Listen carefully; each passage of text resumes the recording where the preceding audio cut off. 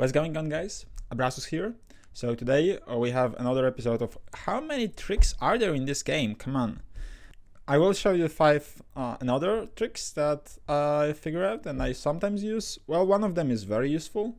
I hope that you can guess which one. At the end of the video, I will reveal which one I consider the most useful. Sorry for being so bright, but the sun is not cutting me any slack. So I have some prepared, and let's just take a look at it. Be loading times. Okay, so first of all, this is a trick that you sometimes want to use against Bretonia, I guess. This is a pretty simple trick. You put the unit just in front of the lens, like zombies, and then coaches, pretty far. You can see that this charge is, well, 12, pretty much impossible.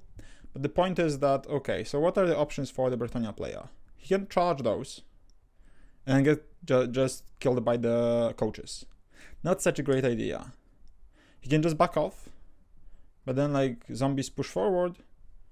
You are completely chaffed now.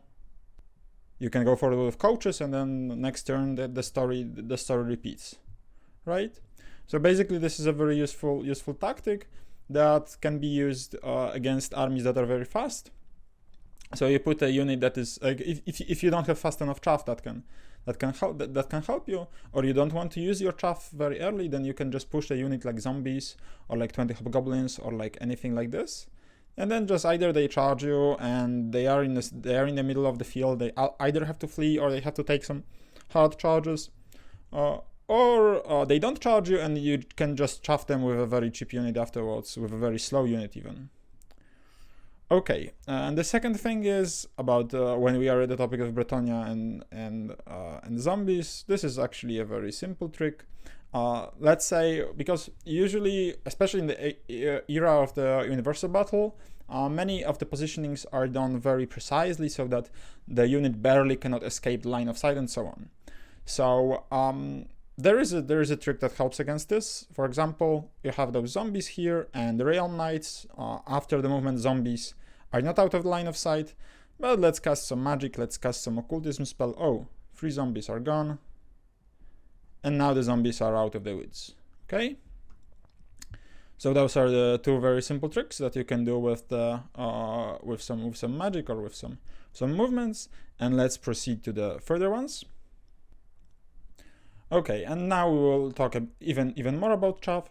So as you can see, those Dark Riders here are facing downwards, and the Imperial Guard basically cannot charge them. Why? Well, what happens if the Imperial Guards charge them? They have like 6 or 9 attack stops. They are very likely to kill like 3, maybe 4 guys. And because of the alignment rules, they find themselves here. And they find themselves in a position where they can be very easily charged by any other counter unit, and they cannot really overrun out of the line of sight. So they are toast either way. Like their only option is flee. And this is maybe not that useful when we are talking about Dread Elves versus Empire, but but when we are talking about the armies that are much slower against armies that are a bit faster, then this is very sensible, because this can help you get the charges when you want. The second example of such chaffing, which is very similar, is that you don't really need to do some backward shenanigans. It's enough just to put your chaff in front of the enemy unit and make sure that they cannot really redirect anywhere. And if they charge, then you just flee. You most likely flee around 9. It's very likely that the enemy will catch this unit, and then they will be stuck in a very similar position as we've seen before. Even after reform, you want to use it in the times when the enemy doesn't really want to take the charge from your unit. Fair point is that if the enemy doesn't catch you, then this is a free chaff.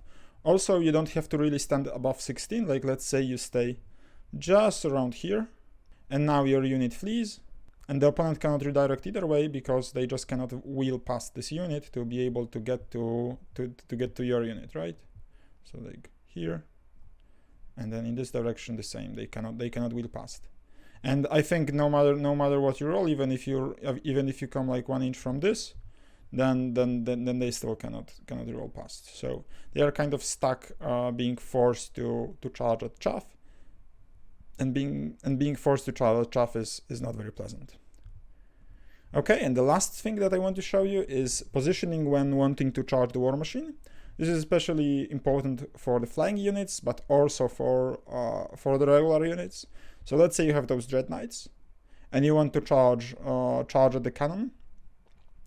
So if your dread knights are positioned like this, then probably the position on the right is like the maximum of an angle that you can get, because you have to fit the 4 guys in, like maybe something like this. But this doesn't really help. So what helps is if because remember that if you are charging the war machine, you have to maximize to the extension of the square here in any under any angle, but still. And you cannot align yourself to war machine. So you have only like one wheel, exactly one wheel. So to maximize our usage here we cannot really use this wheel that much, because we have to have either the rightmost guy or the leftmost guy to be in contact with the machine. So we cannot really do much here. Yeah. And we need to have like four dudes, so that's not very helpful.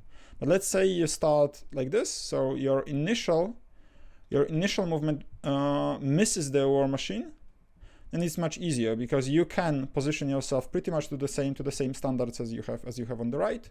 But you can also do like weird stuff, like go here, like do a 90-degree wheel, and then position yourself here.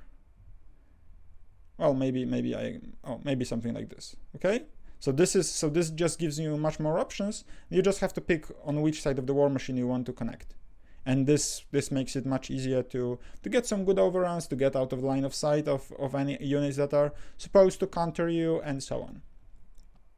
So which trick, guys, do you think is the most useful and the most common to use out of those? I think there are 2 strong contenders for that, and I will give you a couple of seconds here to think about this.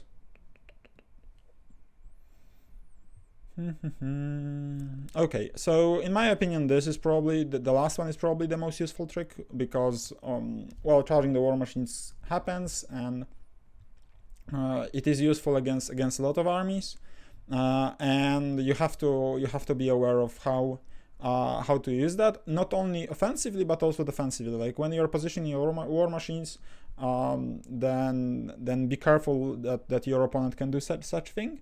Also, one more thing that I forgot to mention is that maybe it is good to take into account that the war machines can sometimes move. So, for example, if this was not a cannon, but this was like just some bolt thrower that is not that important to the game, it might move. So be careful not to do a mistake. Like, okay, yeah, great, I will get a better charge if I position myself like this, and then in the next turn, just the bolt thrower goes like this, and you are like,